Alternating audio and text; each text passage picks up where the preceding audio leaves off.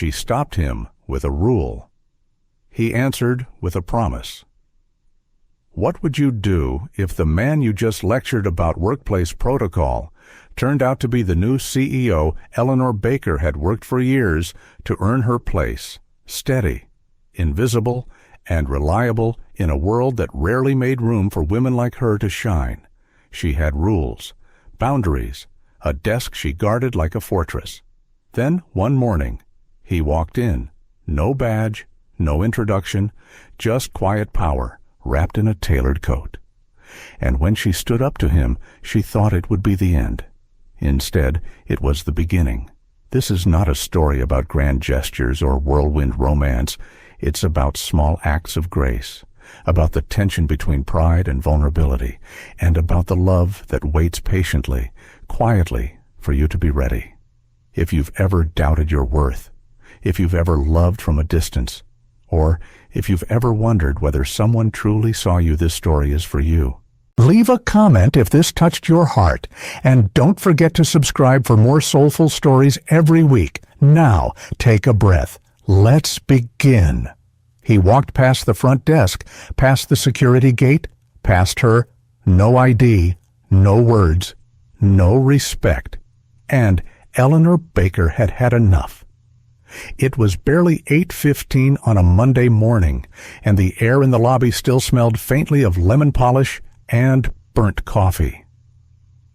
The city was waking up slowly, Seattle's early spring rain brushing against the tall glass windows like a polite reminder that the sun wouldn't be making an appearance today. Eleanor liked mornings like these. They were quiet, dependable, and full of potential, just like the spreadsheets she kept lined up in her inbox by priority level. Her black pumps tapped steadily against the stone floor as she crossed the open space toward her desk. High heels not for style, but precision. She believed every detail mattered. Her workspace was already organized, laptop open, files sorted, to-do list, handwritten in blue ink, order in chaos. That was her gift. She was reaching for her first sip of lukewarm coffee when she noticed him, tall, purposeful, and walking like he owned the place. He had entered through the front doors without a badge, she was certain of that. He hadn't checked in at reception, no badge swipe, no pause, just one smooth, uninterrupted path straight toward the executive wing like he'd done it 1,000 times. Except he hadn't. Eleanor stood up slowly. Her first thought was consultant. Maybe someone from legal or IT. She had seen plenty of men like that before, men who thought protocols were suggestions and receptionists were furniture. But this wasn't a man she recognized, and Eleanor Baker didn't allow strangers into the executive corridor. Not on her watch. She stepped around her desk, heels clicking with quiet command. "Excuse me," she said, voice firm but polite. "That wing is restricted access. You'll need to check in before proceeding." The man didn't stop walking, didn't even slow. Eleanor's jaw tightened. "Sir," she called again, louder this time. "You need clearance to enter beyond this point." Only then did he pause, just steps away from the glass double doors leading to the executive suites. He turned not hastily, not apologetically, but slowly, as though mildly inconvenienced by being addressed. He was older than she was, probably mid-40s, charcoal gray suit, tailored perfectly, black coat draped over one arm. His face was unreadable, but his presence was striking, like someone accustomed to walking into rooms where decisions were made. Still, Eleanor didn't flinch. "I'm asking for your ID," she said again. Slower this time. Her voice didn't shake, but her fingers twitched slightly against the folder she still held. "No one is allowed into that corridor without security clearance." There was a pause. Not awkward, but weighted. He studied her, really studied her, and she felt it like a slow ripple across her skin. Not predatory, just measured. as if he were deciding whether she was worth a response. Then, without a word, he reached into the inside pocket of his coat and pulled out a small black card case. From it, he slid out a single business card and extended it toward her. She took it before thinking. Charles Whitmore, Chief Executive Officer, Redstone Ventures, Seattle, WA. For a moment, Eleanor couldn't breathe. She blinked once, then twice. The card didn't change. This man she had just tried to block, scold, and possibly report to security wasn't a visitor. He wasn't a consultant. He was the new owner, the CEO, the man who had bought out the company's previous executive board just weeks ago. Her lips parted slightly, but no words came. She could feel the warmth rising in her cheeks like embarrassment boiling up through her chest. But Charles Whitmore didn't mock her. Didn't look smug. He simply returned the card case to his pocket and said in a calm, almost thoughtful tone, "I appreciate people who do their jobs with conviction." Then he nodded once and turned back toward the executive wing. Eleanor didn't follow. Couldn't. Her heels suddenly felt heavier, her breath tighter. The silence he left behind was louder than any reprimand she had expected. He hadn't raised his voice, hadn't laughed, hadn't said more than 12 words. But those 12 words carried weight, and something else, something she couldn't name yet. A kind of respect, maybe, or warning. She stood there long after he disappeared into the corridor, still holding his business card between her fingers. The paper felt thick and smooth, expensive, real. Behind her, the office hummed to life. Phones rang, keyboards clicked, the coffee machine hissed with discontent. But Eleanor felt slightly off axis, like the floor had shifted half an inch beneath her feet. She had prepared herself for difficult clients, for arrogant managers, for budget cuts and board meetings and broken printers, but nothing had prepared her for him. As she finally returned to her desk, she slid the card into the top drawer, shut it slowly, and stared at her screen without reading a word. She told herself it was just another Monday, but deep down she knew something had changed, and by tomorrow morning she'd know just how much. He didn't fire her, he didn't avoid her, but he watched her always quietly, always from a distance. Eleanor had expected consequences, not dramatic, perhaps, but definite. She had mentally rehearsed an apology, drafted an email she never sent, and avoided eye contact every time the elevator chimed behind her desk. She thought she'd at least be pulled into HR, or perhaps, worse, ignored completely. Instead, nothing happened, or so she thought. The morning after their encounter, Charles Whitmore didn't storm past her. He didn't look at her with disapproval or mild amusement. He didn't offer a nod or a glance. He simply walked past as if their exchange the day before had been routine, expected. But Eleanor felt anything but ordinary.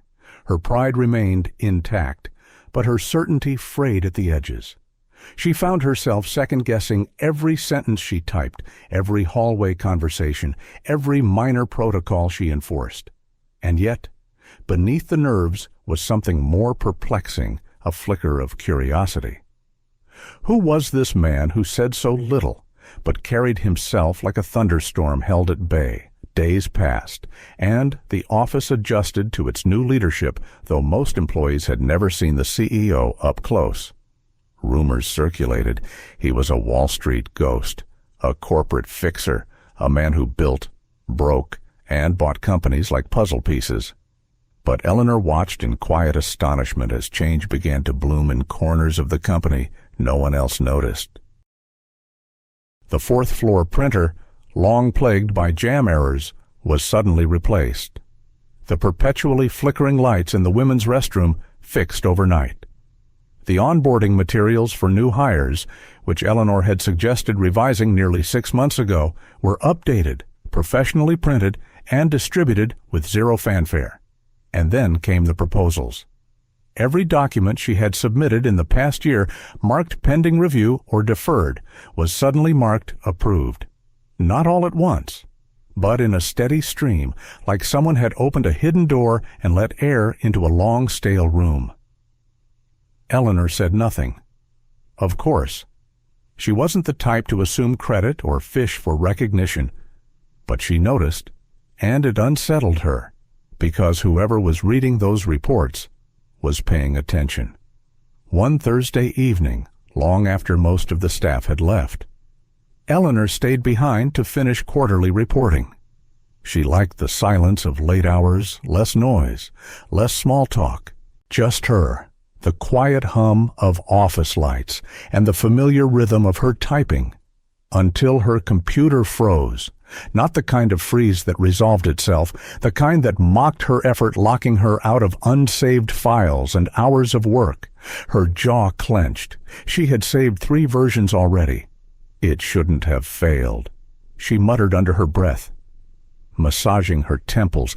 "Try Task Manager first," a voice said behind her. She turned, startled. Charles stood in the doorway of her office alcove, sleeves rolled up, no tie, holding a bottle of water. He looked less like a CEO and more like a man who had forgotten what time it was. His expression was calm, observing, not judging. She started, instinctively minimizing the screen, embarrassed. But he was already moving. Without asking permission, he walked around her desk, leaned slightly over her shoulder, and began typing with swift precision. His hands moved with muscle memory, efficient and unhurried. A few keystrokes later, the system unfroze. Her lost data flickered back onto the screen. Eleanor blinked, her throat tightened with unexpected relief. "How did you?" she began. "I read its weekly reports," he replied simply, straightening. "The system's been unstable since the last update."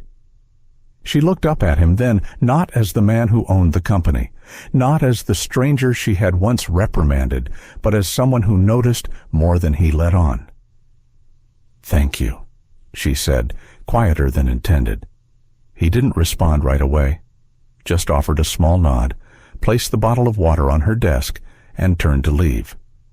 At the threshold, he paused. "People like you," he said, without turning around, "keep things running long before the titles catch up." Then he was gone. Eleanor sat still for a long moment. The cursor blinked on her screen, waiting for her next move. But her thoughts weren't on spreadsheets anymore. They were on a man who spoke little, but noticed everything.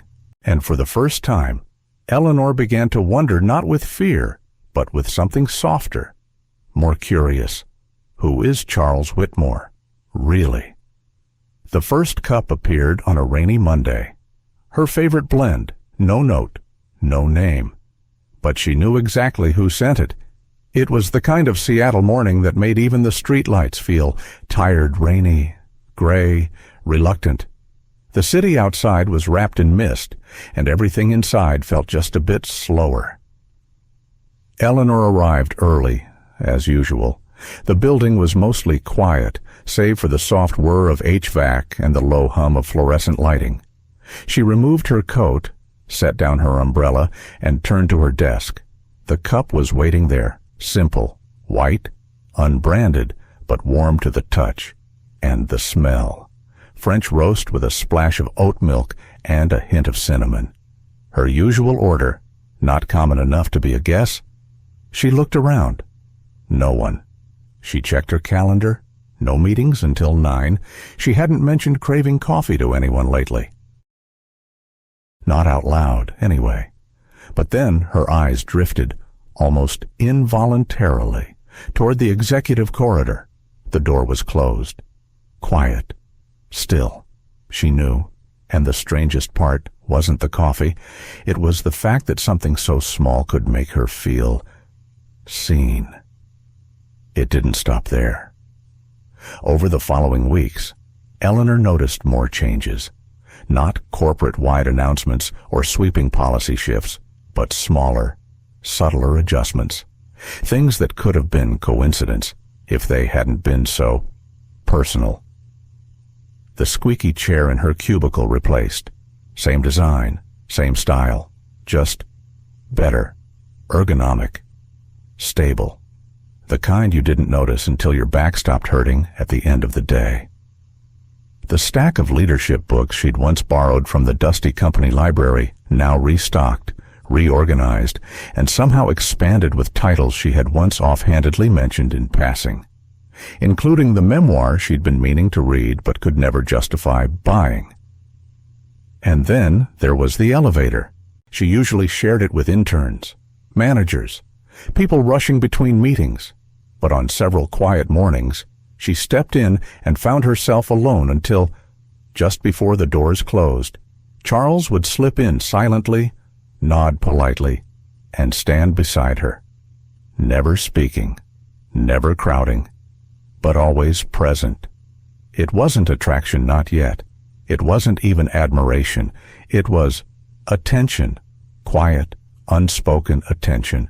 And for a woman like Eleanor, who'd spent years blending into boardrooms, being called efficient but rarely essential, it felt oddly tender. The shift came during an all-hands staff meeting one Thursday. The company had been undergoing structural evaluations under Charles's direction. New teams formed, old ones restructured. There was tension, curiosity, fear. People were eager to impress, but cautious. Eleanor had helped prepare the logistics for the meeting. As always, slides, printouts, nameplates. But when the agenda was distributed that morning, her name was listed under Presentation 3 Mentorship Program Proposal. She hadn't submitted the proposal for formal review. It had been part of a suggestion she'd attached to a quarterly report, barely more than a brainstorm. She blinked at the screen, then reread the line. Mentorship Program, presented by Eleanor Baker, Administrative Lead. Her pulse ticked up. No one had told her. No one had asked.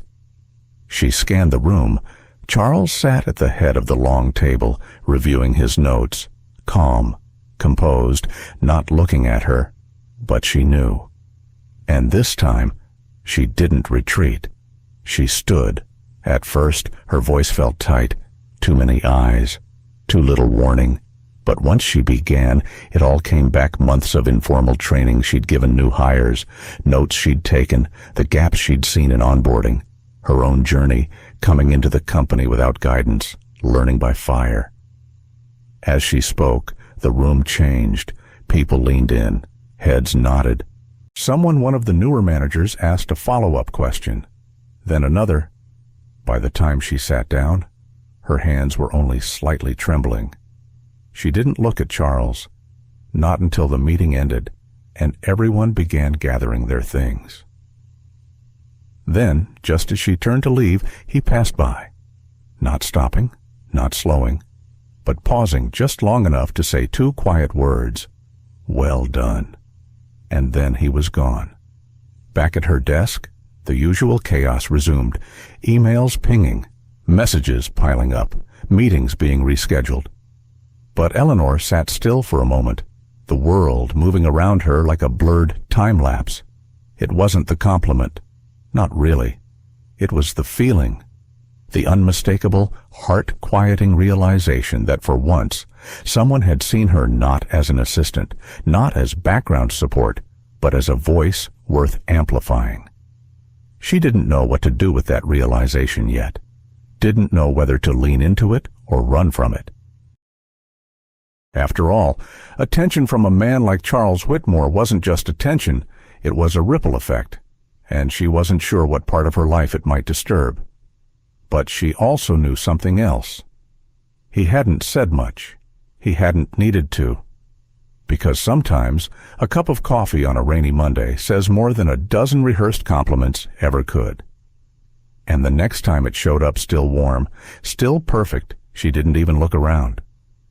She just smiled. She walked in wearing red heels and an even sharper smile. and suddenly, Eleanor wasn't so sure where she stood anymore. It was a Wednesday midweek, mid-morning, and midway through what Eleanor thought had been a period of quiet progress. Things had settled into a rhythm. Reports were on time. Teams were functioning.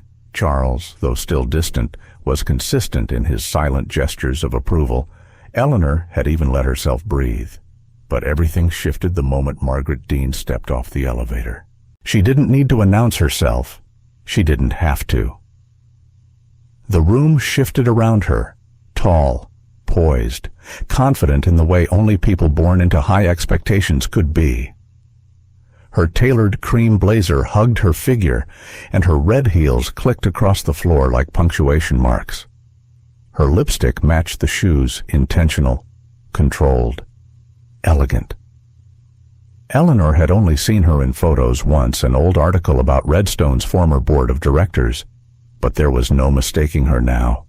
Margaret Dean, former investment partner of Charles Whitmore, and, as the office whispers quickly confirmed, once his fiancée. No one said it outright. They didn't have to. She wasn't here for a casual visit. By lunchtime, the announcement came. Margaret had been appointed strategic advisor to assist in the company's restructuring initiative. Temporary, of course, but even the word temporary held a weight that felt permanent. Charles made the announcement himself. Brief, neutral, impersonal. But when Margaret stepped up beside him, smiled, and thanked him for the opportunity to collaborate once again, Eleanor felt a tightness behind her ribs that no deep breath could fix. The changes came swiftly. Meetings, once coordinated by Eleanor, were now scheduled through Margaret's assistant. Documents she used to review for Charles never even crossed her desk. Her calendar, once full of quiet influence behind the scenes, began to hollow out. She told herself it was fine, logical. Margaret had more experience, more authority, more everything. But logic didn't soothe the sting, especially not the sting that came with watching Margaret slide seamlessly into spaces Eleanor had helped build, leading project reviews, calling team huddles, even sipping from Charles's favorite coffee mug in the break room like she belonged there. Eleanor stayed silent, professional. She smiled. She adapted. Until the hallway moment. It was late in the afternoon. The building had emptied out, and the echo of Eleanor's heels down the corridor was the only sound until she turned the corner and nearly ran into Margaret. They both stopped. Margaret tilted her head slightly, like someone inspecting something she already knew she wouldn't buy. Her smile didn't reach her eyes. "You're Eleanor?" she said. It wasn't a question. Eleanor gave a small nod. Yes. Margaret glanced down at the folder in Eleanor's hands, quarterly feedback reports, her own notes included, then back up. "You're very efficient," she said. "Charles values that." The way she said his name, Charles, was effortless, familiar, like she still had a key to somewhere Eleanor didn't even know existed. "Thank you," Eleanor replied, measured. Margaret stepped closer, just enough to make the space feel intentional. "But let me offer a little advice," she continued, voice smooth as silk. "There's a difference between being respected and being indispensable. Stay in your lane, and you'll be just fine." She didn't wait for a response. The heels clicked again. Eleanor remained frozen, gripping the folder tight enough to wrinkle the edges. It wasn't what Margaret said. It was that, deep down, a part of her believed it. Over the next few days, the air around Eleanor changed. People still greeted her, still asked for her input, but their eyes drifted to Margaret when decisions were being made. Conversations she once led, she now simply attended. Proposals she wrote came back untouched. No edits, no feedback, just silence. Charles, for his part, remained as he always had, calm, quiet, polite, but distant. Too distant. There were no more coffees, no more hallway nods, no more paperbacks placed on the shared bookshelf, just meetings. And Margaret. Eleanor kept telling herself it was just business, temporary restructuring, a logical shift. But logic didn't quiet the ache of feeling. Erased. One afternoon, she stood at the corner of the team huddle area, watching Margaret point out revisions on a project Eleanor had originally designed. No one asked her opinion. No one looked her way. And in that moment, a sharp realization settled in her chest like a stone. She was disappearing. Slowly, neatly, like she'd never been essential to begin with. That evening, as she packed up her things, she paused at her drawer. Inside, tucked beneath office supplies, was the business card she hadn't looked at in weeks. Charles Whitmore, CEO. She traced the raised print with the tip of her finger, her mind drifting not to the man himself, but to that first moment. The confrontation, the quiet nod, the way he had said, "I appreciate people who do their jobs with conviction." Where had that man gone? And more importantly, where had she gone? The next morning, she arrived early again, not for work, not for habit, but to see if just for a moment whether the coffee would still be waiting. It wasn't. And Eleanor, standing alone by her desk, stared at the empty space and finally allowed herself to admit she missed being seen. She wrote the email late at night, alone in her apartment. Just 12 words, but it felt like burying a part of herself. The city outside her window blurred into streaks of rain and quiet horns. It was nearly midnight. The glow from her laptop was the only light in the room, casting long shadows on stacks of books and half-finished cups of tea. Eleanor sat still, curled in her old chair near the window, one blanket around her legs, and a weight far heavier across her chest. The email had been open for over an hour. Subject line typed, body waiting, cursor blinking like a silent heartbeat. She'd rewritten the message 6 times. The first version had been too emotional, the second too cold, the third read like a formal press release, the fourth tried to explain, the fifth apologized, the sixth, it just said the truth. When the place you gave your best no longer sees you, maybe it's time to go build your own. 12 words, nothing more. But they echoed through her chest like thunder in an empty room. She didn't hit send, not yet. Instead, she leaned back, rubbed her tired eyes, and let herself feel everything she had been pushing aside for weeks. It hadn't started with cruelty. There had been no single moment of betrayal, just small shifts. The mentorship proposal that had once made her feel respected now shelved, its progress halted. The meetings where her ideas used to be heard now held without her. The brief glances from Charles that once felt reassuring, now fewer, shorter, more distant, as if he were watching a version of her slowly being erased, but didn't know how or didn't want to stop it. And then there was Margaret, effortless, charming, confident, and entirely comfortable in a space Eleanor had once quietly made her own. It wasn't Margaret's fault, really.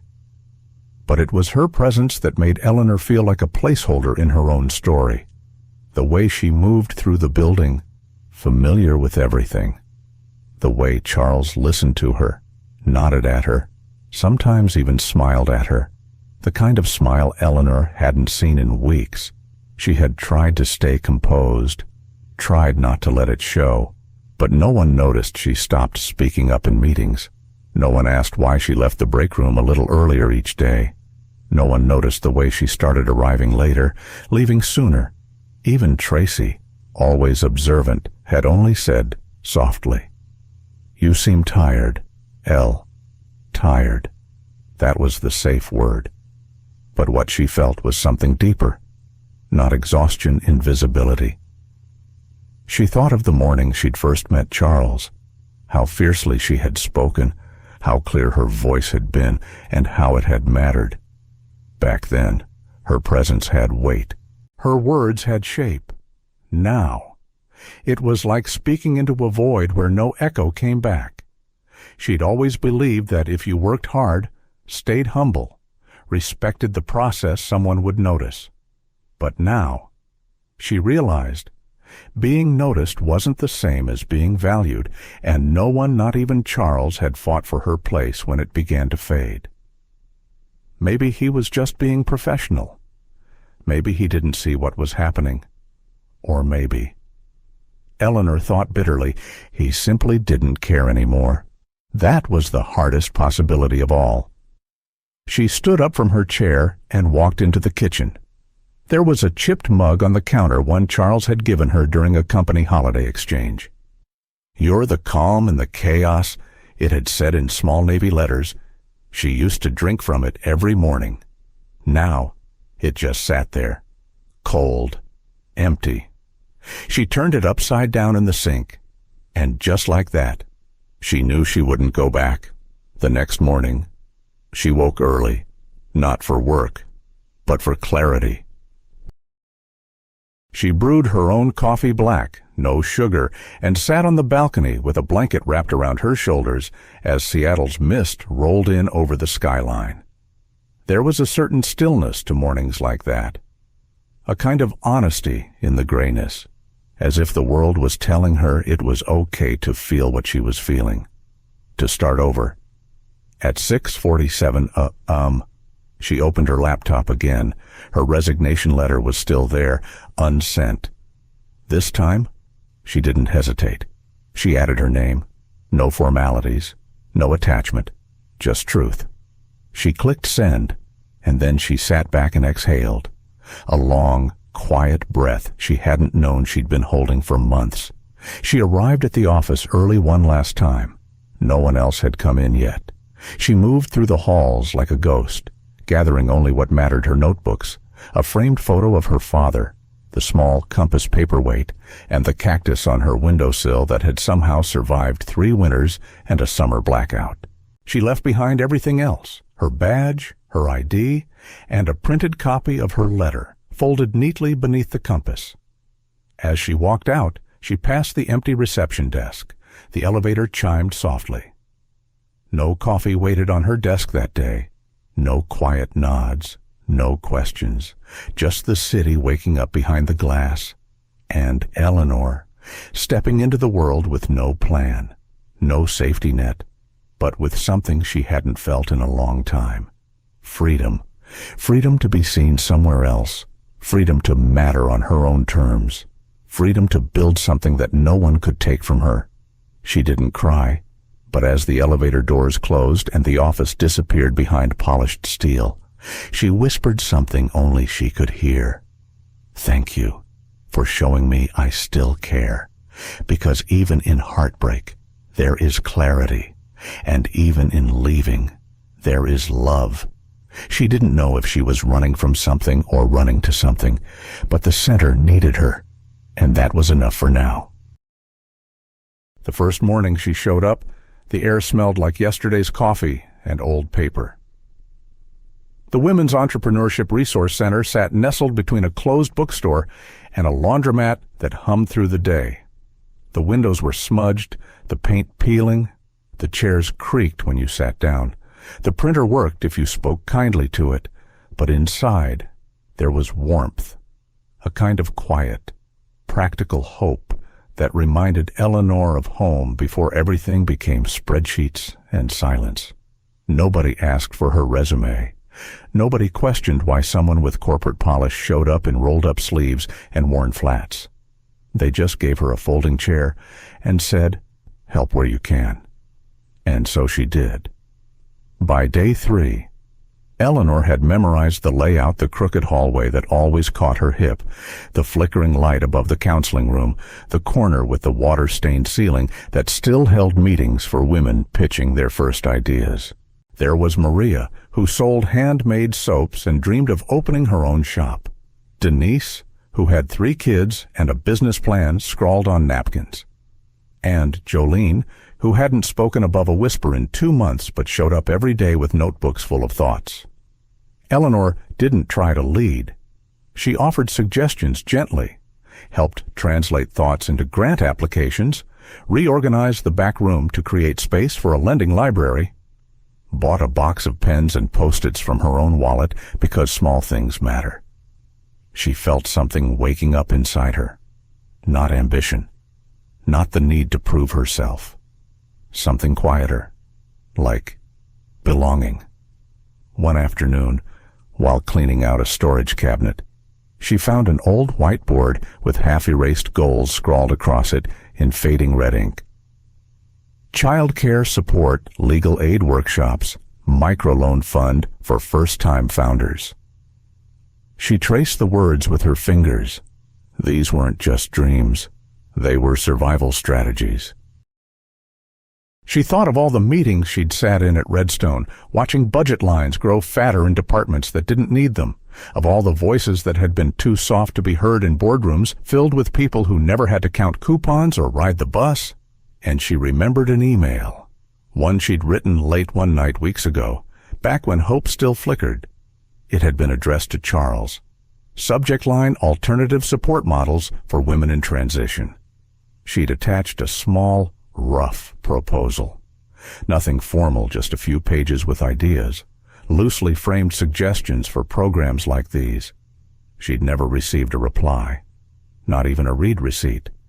She had assumed it went into the void, like so many other things. Until the envelope arrived. It came in quietly, delivered to the center's cracked mailbox with no return address. Inside was a typed letter from a law firm, dry official, stamped with legal formalities. The contents were anything but ordinary. A private donor, choosing to remain anonymous, had pledged funding for a full renovation of the community meeting space, 3-year operational support for microfinancing programs, funding for startup mentorship initiatives and legal workshops. No strings, no board seats, no naming rights. Just a simple note at the bottom, to be used where it matters most. In the hands of those who care.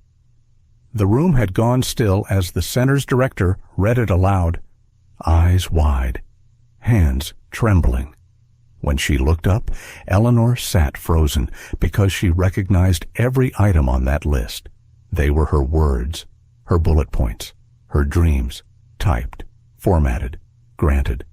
That night, she sat in her apartment, the letter spread across the kitchen table, her tea forgotten and going cold again. Could it be? She told herself no, it wasn't possible. Lots of people cared about women's causes. Wealthy donors gave all the time. But the phrasing, the timing, the specificity. A thought slipped in, unwelcome, uncertain, and far too hopeful. Charles. Could he have read it? Had he seen past the silence she left behind and done something when she no longer could? She didn't want to believe it. Hope was dangerous. She had just started breathing again. But still, that night, as she crawled into bed, she folded the letter and placed it in her nightstand drawer. Not for evidence, for safekeeping. Because sometimes, not knowing was softer than knowing. And some beginnings were too fragile to name. The next morning, the center buzzed with new energy. Plans were drafted, paint samples picked, a whiteboard ordered to replace the old one. And Eleanor, still wearing her name tag written in permanent marker, found herself asked gently but earnestly if she would consider helping lead the new development program. "You're good at holding space," Maria told her. "And you listen. You make people feel like their ideas aren't silly." Eleanor blinked.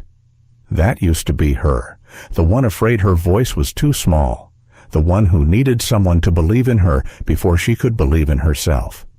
And now, somehow, she was becoming that person for someone else. She smiled, not with pride, not even with certainty, but with something gentler like forgiveness. Maybe not for Charles, maybe not even for Margaret, but for herself, for staying too long, for leaving too late, for finally choosing peace over proof. That afternoon, as she cleaned out the supply closet, she found a small stack of blank note cards in a dusty tin. She wrote only 3 words on the first one, still standing, still caring. She taped it to the inside of the door. No one would see it right away, but someone would. And that was enough. The blueprint came in a plain envelope. No sender, no logo, no return address. Just one line, handwritten, across the bottom. Good ideas deserve a stage, especially when they come from quiet brilliance. Eleanor read it 3 times, then once more. She was alone in the conference room at the center, if one could call it a conference room. It was more like a storage closet with ambition. The table wobbled. The whiteboard had permanent marker stains. A broken mini fan sat in the corner, still collecting dust. And yet, here she was, holding something that looked like a dream turned into lines and angles and vision. The renovation blueprint was detailed, thoughtful, intimate. Every corner of the proposed design felt like someone had been watching not just the building, but its people. The layout preserved the natural light in the front room. It expanded the workshop space without sacrificing warmth. Even the paint colors, scribbled in a margin, reflected tones Eleanor once mentioned offhand: soft sage, warm cream, and a blue that reminded her of dusk over Lake Washington. But it was the note that undid her, not just the words, but the handwriting. It was neat, but not rigid, confident without being showy, familiar in a way she hadn't let herself think about in weeks. She didn't need a signature. She knew. Charles. She sat in her car for a long time after leaving the center that evening. The blueprint lay on the passenger seat, folded with care. Her fingers kept drifting toward it, tracing the edge of the envelope. Something about it felt like an apology, not the kind that comes with flowers or speeches, but the kind whispered by someone who finally understands what they almost lost. Still, she wasn't sure what to feel. Gratitude, anger, longing. They all swirled together like cream in the black coffee, impossible to separate. He hadn't reached out, no calls, no emails, not even a reaction to her resignation. But then came the donation, the renovations, the grant, and now this. A quiet message dressed in blueprints and ink. The next morning, the air smelled of cinnamon and wood polish. The center's front desk was unusually tidy, as if someone had passed through early. Eleanor walked in late, balancing her tote bag and a stack of intake forms. The morning was already heavy with paperwork and plans until she reached her desk and stopped. There it was, her coffee, exactly the way she liked it. Medium roast, splash of oat milk, dash of cinnamon, no sugar. In the same eco-friendly brown cup from the cafe across from Redstone Tech's downtown tower. The sleeve even had the same hand-drawn heart the barista used to doodle when she picked it up in person. She stood still. Her fingers trembled slightly as she picked it up, brought it close, still warm. She closed her eyes and inhaled, and for a moment the scent carried her back to quiet mornings, to unspoken nods, to the feeling of being seen. Only this time, it wasn't in a glass tower, surrounded by ambition. It was here, in a space built not for profit, but for purpose. A space she had helped shape with nothing but heart and stubborn hope. And someone had noticed. Someone still was noticing. She didn't say anything to the others. She tucked the blueprint into her drawer, drank her coffee slowly, and told herself it could be coincidence. Maybe the coffee shop started delivering. Maybe the note was just a kind stranger's gesture. Maybe. She still wanted it to be him. Hope was a tricky thing. She had once said, She didn't need anyone to save her, and she still didn't. But that didn't mean she didn't want someone who chose to stand quietly in the wings, watching, remembering, believing even from afar. Someone who didn't need credit, just connection. That afternoon, as she packed up for the day, she found another note. This time, it was smaller, folded carefully and slipped under a stack of flyers on her desk. No envelope, no name. Just 3 words on plain white paper, written in the same familiar script, still listening, always. She didn't cry. She smiled, softly, like the kind of smile that comes after a long storm when the light breaks through just enough to warm your face. There were no promises, no declarations, just this presence. And sometimes that was more powerful than any spoken word. That evening, she didn't go straight home. She walked to the cafe instead, ordered 2 coffees, sat by the window, waited. Not for him, necessarily. Not for a dramatic moment or some cinematic confrontation, but for herself. To say, I'm still here. I haven't closed the door completely. Not yet. The bell above the door chimed now and then. Strangers came and went. The sun dipped low behind the skyline, painting the city in soft gold. He didn't show. And that was okay, because for now, she didn't need him to. She just needed to know he still saw her. And somehow, in notes without names and cups without explanations, he had told her that he did. Charles Whitmore never chased anyone. Not in business, not in life. Not even in love. But he didn't need to. His words, when he used them, stayed, long after he left the room, and sometimes so did his silence. When Eleanor left, she didn't slam doors. She didn't make a scene. No tears, no confrontation, no closure. Just a single-line resignation email and a quiet absence that echoed more than shouting ever could. The morning after she left, he found her key card sitting neatly on his assistant's desk. He stared at it for a long time. It looked small in his hand, lighter than it should have felt, but it carried the weight of everything he hadn't said.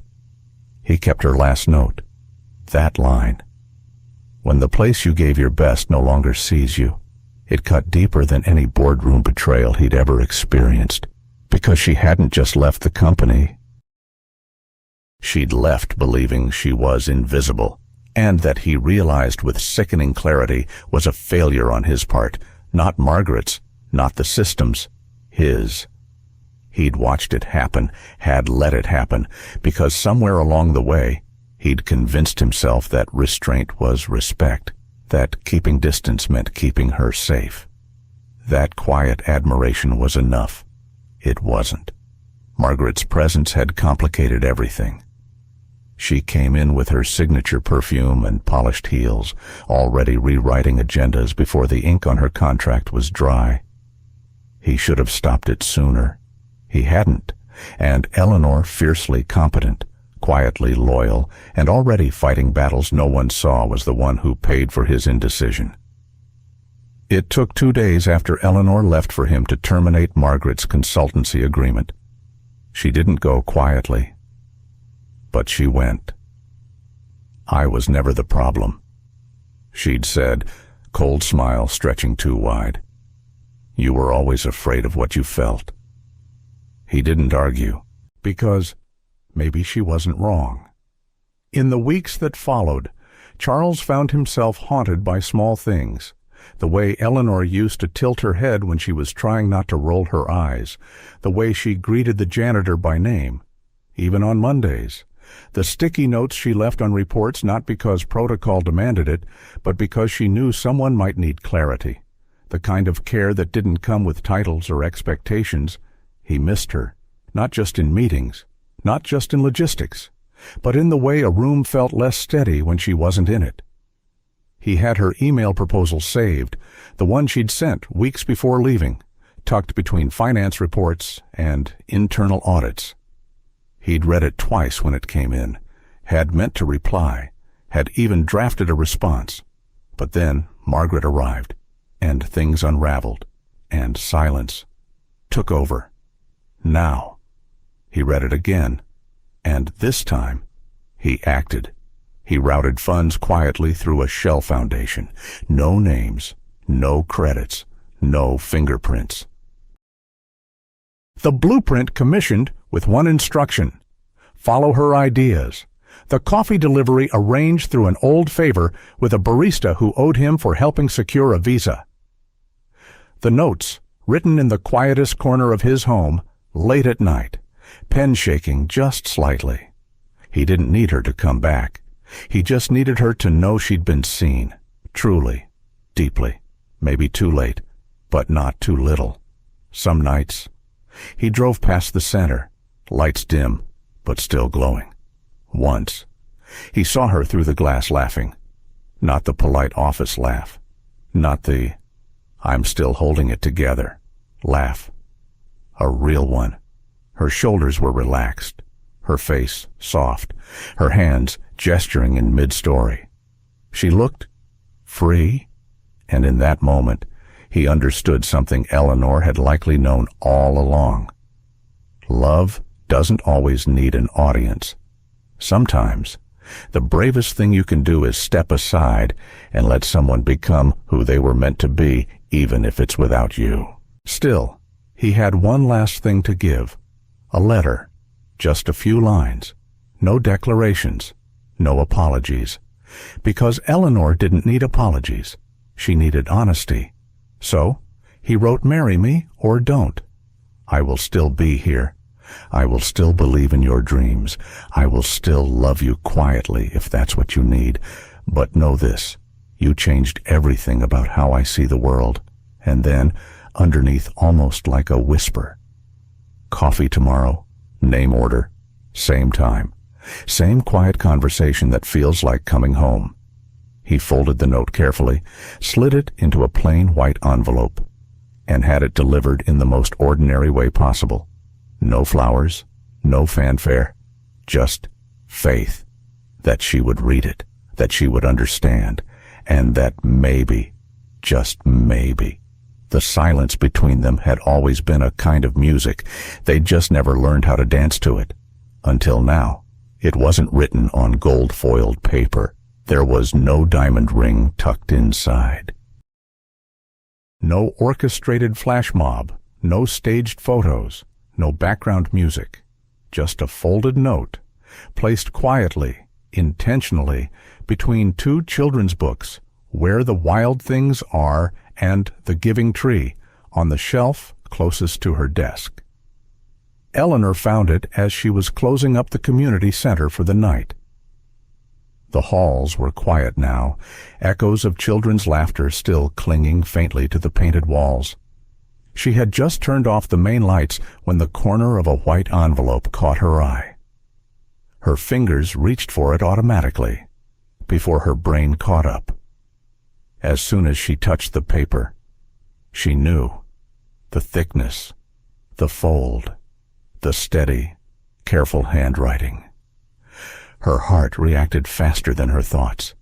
It fluttered just once, then stilled, as if bracing for something too fragile to name. She slid her finger beneath the fold and opened it. A single sheet. And on it, these words, "Marry me or don't. I will still be here. I will still believe in what you're building. I will still love you quietly if that's what you need. But know this, you changed everything about how I see the world." There was a pause inside her, like the breath between thunder and rain. She read it again, slower this time, letting the meaning settle. This wasn't a demand, not a fairy tale. It wasn't even a question, really. It was a promise, a gentle one, offered with open hands. And then, beneath the words, an afterthought. But the most important part, coffee tomorrow, name order same time. Same quiet conversation that feels like coming home. Eleanor sat down on the nearest bench. She hadn't realized she'd been holding her breath. The fluorescent lights above flickered once before fading completely, leaving her in the soft glow of the security lamps by the window. Outside, the evening was damp. Streetlights cast their glow across slick pavement. Rain threatened, but hadn't yet fallen. She read the note again, and again. No signature. None needed. She knew, and more than that, she felt seen in a way that didn't make her shrink or question her worth. Charles wasn't asking her to return to the company, or to become someone else. He was offering space, to belong, to choose, to continue being who she was, without compromise. And in that freedom, there was tenderness. She thought back to all the things he'd never said, the coffee that always arrived on time, the suggestions he'd implemented without crediting her publicly, but always respectfully, the way he had never interrupted her mid-sentence, even when others did. He had listened with his actions, cared in silence. Now, this note, simple as it was his first loud gesture. But even so, it was quiet in its own way. No pressure, no deadline, just hope. Her thumb brushed over the crease of the paper. She noticed the faintest indentation where the pen had pressed harder, just beneath the word believe. It struck her, suddenly, how vulnerable that word was in his handwriting. Charles Whitmore didn't ask for things. He delegated, he planned, he acted, but this wasn't strategy. This was surrender, and that made it all the more profound. Eleanor leaned back and closed her eyes. She remembered their first conversation, that standoff in the executive corridor. Her voice raised, his unreadable expression, the feeling of heat in her cheeks, and the steel in her spine. She remembered the business card, the surprise, the shame, and how, instead of anger, he had answered with grace. It had started there, and in every moment since, something had been building. Not romance in the traditional sense, not flowers or dates or whispered declarations, but respect, consistency, depth. And now, she realized, maybe love had been quietly living between them all along. She left the center with the letter still in hand. The rain had started soft and steady. It clung to her coat and dampened her curls, but she didn't pull up her hood. Instead, she walked slowly, letting the water wash away the last remnants of fear, of doubt, of the version of herself who once believed she had to earn love through perfection. This love, whatever it was becoming, didn't ask her to perform, only to be at home. She lit a candle, not because she needed light, but because it felt like a ritual, something sacred. She placed the letter next to her tea, still in its envelope. No plans to answer tonight. She didn't need to. Some answers lived in the way your body leaned forward without you realizing, in the warmth that stayed in your chest long after reading something once. Tomorrow would come, and with it, the soft chime of a bell above a cafe door, 2 coffees, a table in the corner, and maybe, just maybe, a future that didn't have to be loud to be real. She looked out her window. The rain glistened against the street lamps. The world looked washed clean. And somewhere in the rhythm of falling drops, she heard something steady, a heart, hers, choosing, softly, willingly. Finally, 2 cups, 1 newspaper, and a seat across from him.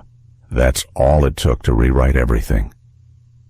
Eleanor stood just inside the cafe door, rain still clinging to her coat sleeves.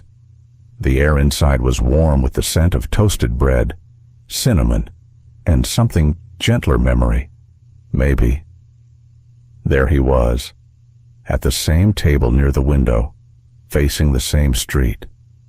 But somehow, everything was different now. Charles Whitmore didn't look up right away. He was stirring his coffee slowly, a quiet rhythm that had nothing to do with caffeine and everything to do with waiting. Waiting without expectation. Waiting like someone who knew hope was fragile and still worth holding. Eleanor's feet moved before she told them to. Step by step across the worn wooden floor, past the counter, past the shelves of local pastries and handmade mugs. When she reached the table, he finally looked up, storm-gray eyes, steady and tired. Not from work, but from missing, from wondering if silence had said too much or not enough. She pulled out the chair across from him and sat down. No words. Not yet. The second cup of coffee was still warm. She picked it up, took a sip, and that was the beginning. They sat for a long time in the comfort of shared quiet, the kind of silence that asked nothing, offered everything. Outside, the city moved buses, bicycles, people wrapped in scarves. Inside, the world paused. Eleanor studied his face. There were lines now she hadn't noticed before, not from age, but from carrying too much alone. But beneath it all, he was still the man who fixed her computer without asking. Still the man who read every one of her proposals. Still the man who never once asked her to be smaller than she was. He had let her leave, but he had also made sure her work lived on. The foundation she now helped build at the community center was no longer a side project. Thanks to anonymous support and one unspoken promise, it was now a lifeline for dozens of women like her. He didn't ask her to say thank you. He never would. But she said it anyway, softly. I know it was you. Charles nodded once. He didn't deny it. You didn't try to stop me, she added. No, he said, you needed to go. And now he looked out the window. Rain streaked down the glass in silver trails. Now I'm just here, he said, still believing. That was the moment. Not a grand confession, not a cinematic speech. Just two people sitting across from each other, realizing that love had been the quiet thing between them all along. Not the storm, but the shelter. Not the fire, but the warmth that stayed. Eleanor reached across the table. Her fingers touched his, not in a gesture of ownership, but of recognition. I'm not the same person who left, she whispered. I know, he replied, and you're not as cold as you pretend to be. He gave a small smile, the kind that started in the corners of his eyes. Never was. For the first time in months, she laughed. Not loud, not bright, but real. The waitress came by, refilled their cups, smiled like she'd seen this story before, and maybe she had. Maybe everyone had. Two people, one table, 1,000 unsaid things finally settling. They talked then, about little things, work, weather, books, about the new mentorship program Eleanor was building. She mentioned a girl named Mia, 16, curious, afraid to speak too loud. Charles listened, really listened, then said, you give people a voice. You gave me the space to use it. For a second, neither spoke, because that was the truth. The bridge, the quiet miracle of it all. As the afternoon light shifted, Eleanor folded the note, the one he'd sent, and placed it gently on the table between them. No answer, she said. Not yet. That's okay, he replied. I wasn't looking for an answer. She tilted her head. Then why ask? He looked at her, then really looked, and said, because even if you never say yes, I still wanted you to know what was true. And there it was. Love. Uncomplicated, undefended, offered, not imposed. They left the cafe together, no hands held, but their footsteps matched, like they always had, ever since the first day he walked past her desk without a word, and she made sure he never did that again. Now, they walked side by side, still no promises, still no ring, but everything real. A few weeks later, Eleanor added a new quote to the wall of the community center, right by the front door so everyone would see it on their way in. Painted in soft gray letters, it read, "Sometimes. The most powerful love stories begin not with a kiss, but with a quiet, you can't walk in without permission." And below it, in a frame, hung the first proposal letter she'd ever received. No names, just words, and the life they helped her build. Sometimes, the most meaningful connections are not built through grand declarations, but through quiet acts of respect, kindness, and seeing each other fully, flaws and all.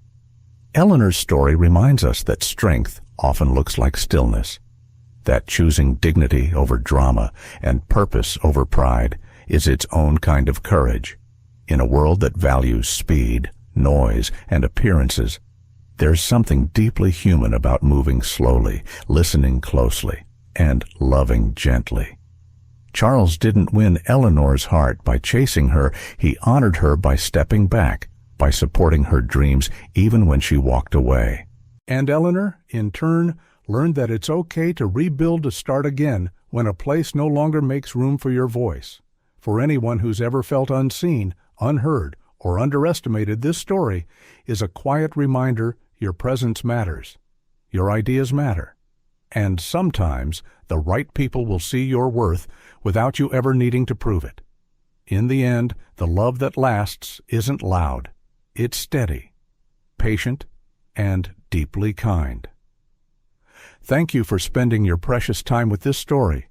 If it touched your heart, even in the smallest way, we'd be so grateful if you could like, share, and subscribe to the channel. Every gesture of support helps us continue bringing you stories that heal, connect, and inspire. Until next time, take care of yourself and those quiet moments that matter most. See you in the next story.